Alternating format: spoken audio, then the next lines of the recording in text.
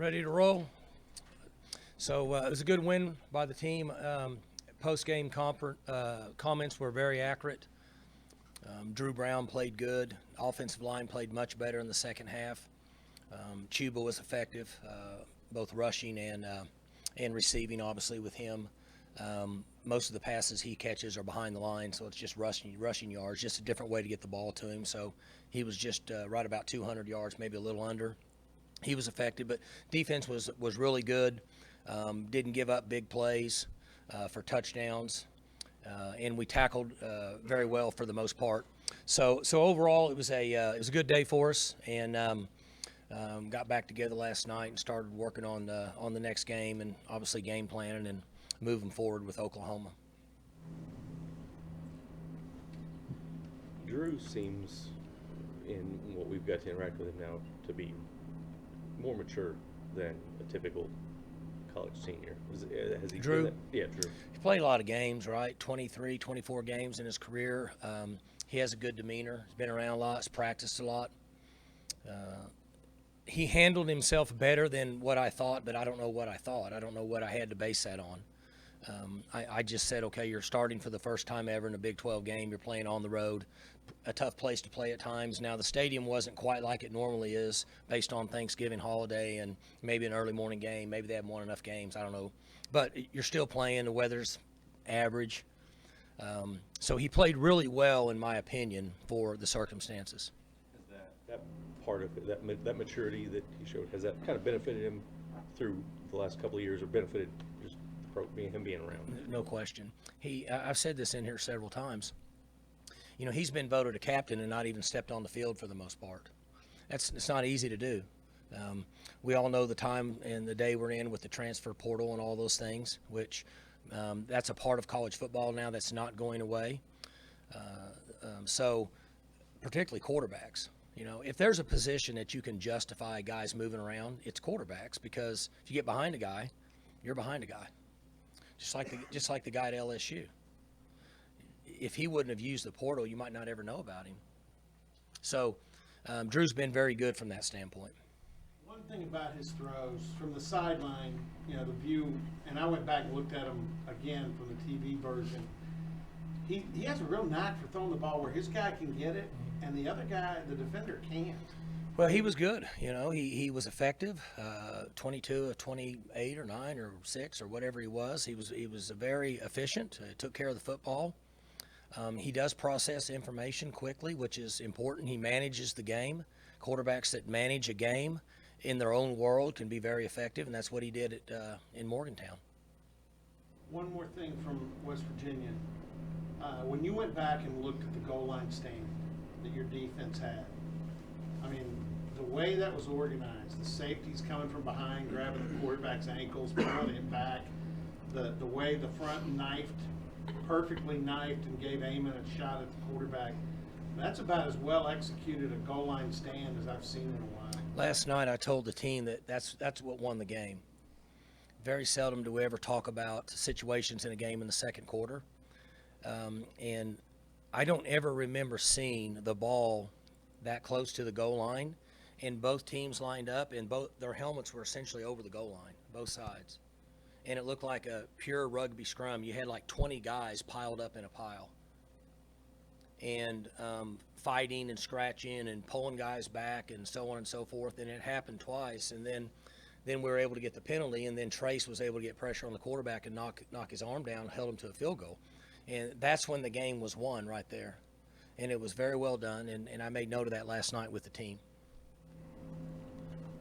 A couple of guys who were obviously vital in that because they were right at the ball, Cameron Murray and Israel Antwine. Yeah, the guys down low have to do their job. They've got to crawl under and start pulling feet back. But then 11 and 20 and 40 and those guys have to get in and push, and then it becomes a scrum where you just have to keep him from falling across the goal line. 3 and 24 were around back tugging from behind. So I actually saw the same play on the plane coming home. I was watching Texas and Baylor, and Brewer was sneaking in, and somebody from Texas was pulling his pants and almost dismantled him and pulled him back and just about exposed him. They're trying to do the same thing. But those two guys in general, and Cam, I'm particularly fascinated by because he's playing really a different position than what he came here to play. They seem like they're playing really well. Right, he got big, and he's doing really well. And so much of those guys that live in that world is their attitude. They've been at it since August. It's physical, shoulders, heads, dings. It's a tough world down there, and I tell them that in team meetings. You guys, basically, you're gladiators, man. That's what you are. And you've got to be mentally tougher than the other guys because it just goes on and on. So, we're proud of him, and he's been a good leader for us. He's one of the guys that has a little maturity. They're all back, I think. We don't lose any of them. I think we only lose one guy on defense, right? Just number 4? Okay, and Mike Scott, yeah.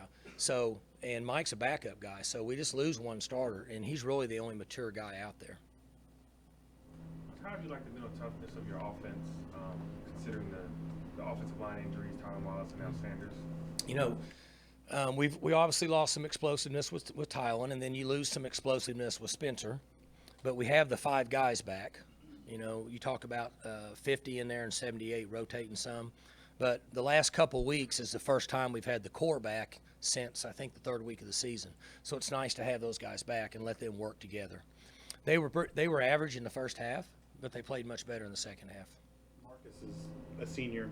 He started all but 2 games in his career. How has he kind of been that model of consistency up there? He's been awesome. It's interesting. We talk about recruiting all the time, and we signed him on signing day. We lost somebody. I'm guessing probably Texas took one of our players, which is pretty common. And then we went down and grabbed Marcus, and big debate about whether he's going to be big enough or whatever. But he met all the other criteria. He intelligent, can process information. Mama raised him right. Plays hard, tough. Comes in here and he's basically a 4-year starter. And nobody recruited him. I think he was committed to the Raging Cajuns, which I'm not saying they're not anybody, but let's just say Power 5s. And we were able to get him up here, and he's been a great player for us. He should be an all-conference player. And based on the success that Chuba's having, Chuba's at over 2,000 total yards of offense now. Marcus should be up for some All-American awards. There's been years with injuries around him. How does he become the guy that stays healthy? I don't know. Yoga. I mean, if you bottle those things up and sell it, you can get out of doing what you're doing now. I don't know how that works. He's just been healthy for a long time. We've been very fortunate with him. You mentioned on the teleconference, you brought this up, that, it feels like a year when you guys have been pounded by injuries, and you obviously have the 2 big ones, but you're actually really healthy. We're healthy on defense now for the first time this year. See, we started the season with 3 or 4 key players injured, and it ran all the way up through 4th or 5th week of the season, and then you had Amon that tore his thumb up, Harper broke a hand, broke a bone or something, and so they're out there, but they're wearing big cast, and they don't get to practice much. 3 was out some, 20 was hurt a lot. We've had linemen hurt all year, and last week was whoever we played before West Virginia, I don't remember, Kansas. That week before that was the first time that everybody practiced, and I've mentioned it in here, so we could practice and at a good pace. And then last week was the same, defensively. And then offensively, we're back up and running. Obviously you lose a lot of offense when you lose Wallace, and then, with Spencer being out, we lose some explosiveness. But the other guys have made a few plays, and Drew played really well. With that said, OU's defense has been playing really well. Your defense has been playing really well. Usually these games come into shootouts. What do you kind of expect going into there now? I don't know. The league's been different this year. The game hasn't been played as fast across the board. Defenses have rallied and played better for the most part. If you take preseason games out, we're playing OU. So if you just take our preseason games out and take OU's preseason games out and look at the what would be 9, they will have played 8 games, right? And we will have played 8. And look at those games, and you build the numbers out of that, and you ask yourself the question that you asked me, and you get a very competitive defense in this league for the most part. The numbers are down, and teams are competing really well against each other defensively, and then there's not as many plays in the game, so you're seeing a little bit different outcome. Sometimes it's hard to predict. What's your view on their dynamic offense and how it works and how you can stop it? Well, you know what? about 2:30 in the morning, I finished this before I went home. I'm gonna give you. We got any history buffs in here? I'm gonna give you some of you. Most of y'all are too young, but guys that have been around for a while, I'm gonna give you some numbers here and see if anybody can do this. Okay? I got a prize if anybody can tell me what the answer is. Okay? And I know nobody knows it because I was the only one at 2:30 working. I'm gonna give you some numbers: 137, 143, 125, 171, 153, 105, and 140.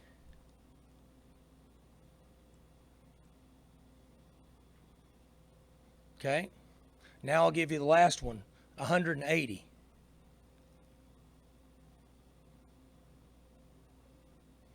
Okay, so you asked me about their offense. There was a guy that played at OU named Thomas Lott. He had 137 carries a season. There was a guy that played OU named J.C. Watts. He averaged 143 carries. A guy named Charles Thompson, he averaged 125 carries. A guy named Steve Davis averaged 171 carries. A guy named Jamel Holloway averaged 153 carries. A guy named Baker Mayfield averaged 105 carries. And a guy named Murray that averaged 140. Now, who averaged 100? Who's got 180 rushes this year? They're a wishbone team, guys. They're just lined up in the spread. Okay, he's 449 of their offensive plays have been him, either throwing it or carrying it. The next closest guy on their team has 114. So take those numbers into account. Forever, we thought wishbone quarterbacks were the guys that carried the ball a lot. This guy's got 180 rushes. It's a one-man show.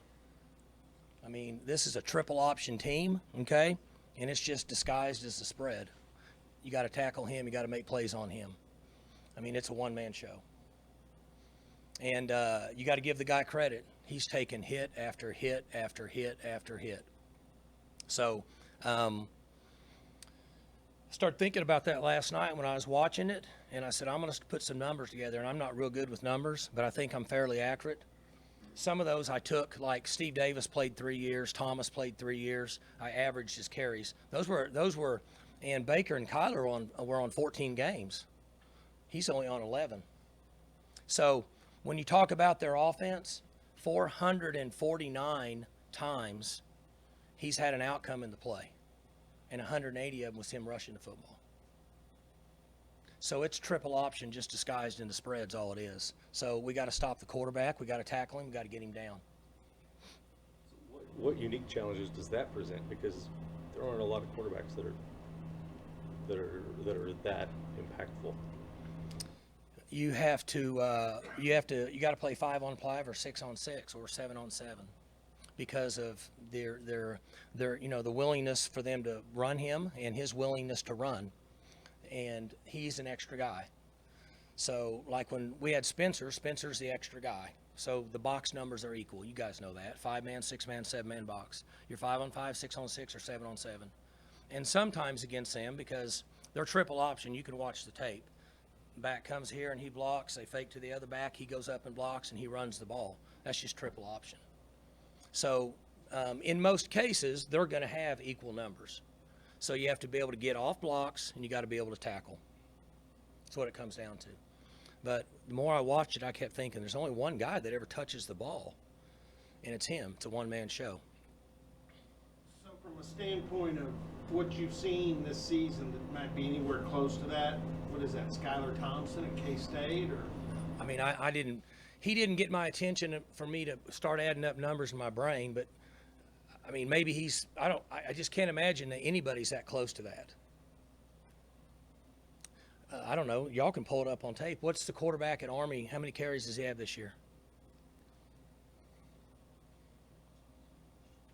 Somebody in here that's young ought to be able to pull that up within 90 seconds. Makes for good information anyway. What's that? Oh, he's a good player. Sure. How much? 127. Okay, so they're running the wishbone. He's got 127 carries. Guy at OU's got 180. C.D. Lamb's good. You know, you could tell they missed him in the Baylor game. He's a he's an explosive player, and they throw the ball to him. Preseason, they threw it to him down the field. Once you got into this league play where guys know each other, caught a lot of underneath routes, tweeners, a little bit of cross-country stuff. Good player.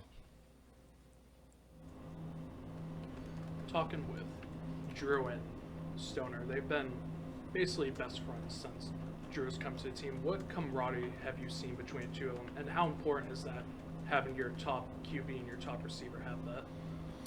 Well, those things, you know, the chemistry is important, the culture. You know, we were able to survive here 5-6 weeks ago when, you know, when we knew that we could play better, but we weren't because we were turning the ball over and we were giving up big plays. Our culture and our chemistry and relationships the players have on our team was able to keep us afloat. If you're not in an environment, in my opinion, like this, things can go 19 different directions, and that's where teams go underneath. So the relationships with those guys that care about each other is a big part.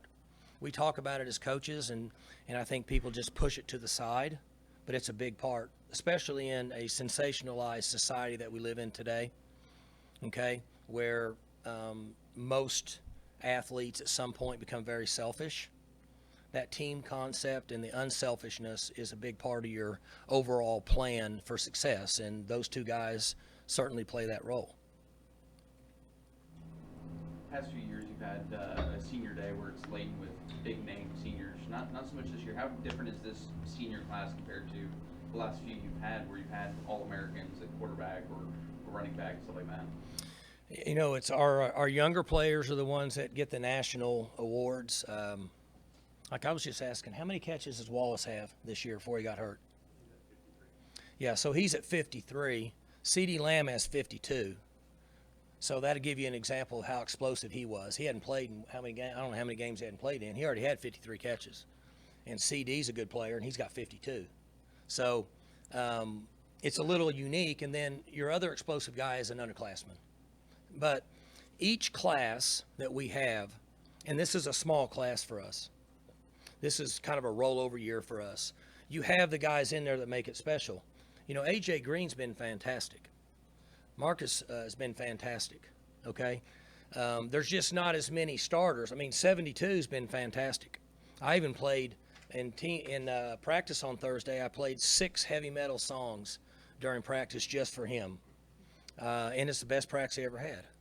So you've got a certain number of guys, and I'm forgetting some, but you have a certain number of guys that make it special. And it's that way every year. Do you anticipate any of the younger guys walking Saturday? No. I like your thought, though. It's good call. You know, one thing about this game, special, you use the word special 3 or 4 times talking about the seniors. Special teams seems to factor in this darn thing more than it does in any other game during the season, whether it's a return. You know, Tyreek had that one. They've had some returns, whether it's a big field goal or it's a punt that flips the field. This has been a special teams game. You know, it's one of the 7 things that keep me up at night, and you brought it up and put it back in my brain. So now when I try to go to bed, I won't be able to go to bed as easy. The special teams and penalties, right? You know, you follow the Coach Snyder theory at Kansas State. If I can steal 75 yards in the game with an advantage in special teams yards or penalties, it's worth 7 points. So those are things that you always put into the plan and you think through and try to come up with the best plan possible. You got to tackle too. I think CD's number 2, but Lamb's had his number. He's back there and you got to tackle him. You went with Harper kick return for a little bit the other day. What was behind that decision? Giving 8 a break. We started out with 30. We've ridden that horse a long way all year, so we had to get him off. And then we went to 8. And then when Wallace went down, 8's playing a lot now, so we rode that horse a little while. So now when he gets a little bit fatigued at times, 13 gets in, let him have a shot at it. What's that say about? The decision to pass more to Chuba and just kind is that kind of based on what the defense was giving you guys? They should have been throwing to him earlier in the year. So finally they're throwing to him some. He catches the ball most of the time on the line or behind the line. So basically you're throwing him a running play. He gets out in space and he gets to run. If he's running in space, it's a good football play. So we've had to kind of do some things differently based on the way teams have played us, and allows us, for him to get more rushing yards, basically is all it is. That's why I said earlier he's floating around 2,000 because the balls he catches are behind the line, so it's just like rushing the football. I know you don't have the luxury of looking ahead, but next year's Bedlam will be away from the Thanksgiving, the last week of the season. Do you prefer having Bedlam this late in the year, or are you okay with, I know you don't control scheduling, but having it in the middle of the season like they'll have next year? I don't know. I think they need to move it around like they do every other game. I don't know why I think that, but either way, it doesn't make any difference. I think the one adjustment they're going to next year is you don't have 2 open dates. Is that correct? So they're going back to a normal routine, which I think is smart because if you play in the championship game, you're playing this week. If you don't, you're finishing up a week ago. Hypothetically, I'm building a scenario if it was this year. And then, contact period starts on Sunday for recruiting. So you're not penalized by being in the championship game. And you can get out and recruit and do all the things you need to do and get in the homes before, teams from other parts of the country get in and try to buy their players. I'm just joking. Teams from other parts of the country do that. I mean, Oklahoma State doesn't, but. On the topic of Thanksgiving, we've heard your thoughts on why you like it. But what memories do you have of when you were young at your house? Thanksgiving's good because you don't have to worry about gifts. It's just family around, and you got the Lions are going to be playing. They play the Cowboys. Who plays the Lions this year? Who? Bears and Lions. Yeah. So you got whoever, and you play football in the front yard, right? Years ago, you guys are too young, but when I was a kid, November used to be a cold month. Okay? So I don't buy all the green global warming. I don't know who's right or wrong, whatever. Don't worry, I'm not going to get into politics. If anybody wants any information on impeachment inquiry, I can talk to y'all afterwards. I got all that. But it used to be cold in November. It's not cold anymore. So you'd go out and play, and it'd be 15, 20 degrees. Played football, or until everybody started fighting. Then you played basketball, and as a kid, you didn't care. It's 30 degrees, right? You're still out playing. You weren't worried about it being cold, and we didn't have video games. You had to go like to a restaurant to play a video game. Some of the kids may have had a lot of money, might have had like an Atari, but not everybody. So. Was there a particular game in the yard you remember or anything as a kid? We had so many games, and it's just so different. I remember guys running into trees, guys running deep balls, and actually running looking for a ball and hit a fire hydrant and just slice their knee open. And it's good stuff. It's the way it used to be. It's back before we had bacteria stuff to clean our hands with, right? And everybody built up an immunity to those things because we didn't care. So. Was the Detroit game your go-to game, or did you? What's that? Did you prefer watching the Detroit or Dallas play? I know I'm good with any of them. That's why I like Thanksgiving. You get to eat a little food, watch a little pro football. Back in the day, you had, I think it was Texas A&M used to play, right? Not anymore. So, but it's good stuff. Been a part of a lot of Bedlam games going back to the 80s. If you could remember, what's your top Bedlam memory? Well, when Whedon played and when Tyreek played. Those were good ones. Tyreek played. Does the scenario draw any similarities with, Drew starting his first game last week, Mason started that Baylor game, and then came into the OU game? Does that draw any similarities with you, or is that not something you even think about? I hadn't thought about that, but that's a good similarity. I wish it'd play out just like that. That's a good one. People ask a lot. It was difficult to lose Tylen, and it was difficult to lose Spencer, but Drew's done very well. He's maximized his ability and his play, and we have confidence in him. Gabe Simpson's been one of your scout team players of the week just about every week now. What do you like about him? He, the scout team guys, which a lot of times can be walk-ons, are favorite guys in our program.